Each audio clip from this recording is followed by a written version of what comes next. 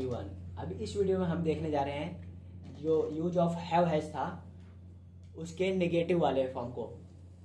पहले वाले वीडियो में आप देख रहे थे कि मेरे पास कुछ है तो कैसे बताते थे आप। जैसे मेरे पास कार है तो आप बोल रहे थे, क्या बोल रहे थे?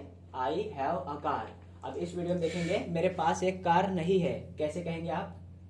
I do not have a car. ठीक है, तुम्हारे पास एक कार नहीं है तो कैसे कहोगे? You do not have a car. हमारे पास एक कार नहीं है तो We do not have a car. Nice. उनके पास एक कार नहीं है तो They do not have a car. Nice.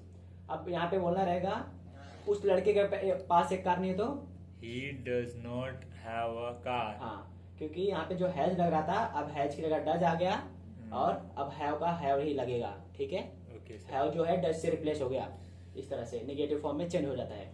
Okay, हाँ, sir. उस लड़की के पास एक कार है तो She does not have a car. हाँ, इसके पास एक कार नहीं है तो It does not have a car. हाँ, राज के पास कार नहीं है तो Raj does not have a car. हाँ, रिया के पास कार नहीं है तो Riya does not have a car. Great great. चलिए हम थोड़ी सी प्रैक्टिस कर लेते हैं।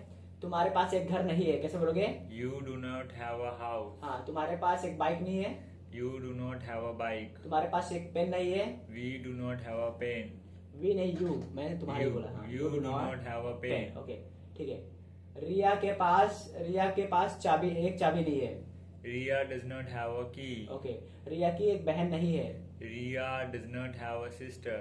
रिया के पास सेब नहीं है। Riya does not have an apple. Nice. इसी तरह से आपको सारे सब्जेक्ट के लिए प्रैक्टिस करनी है। Thank you my dear friends.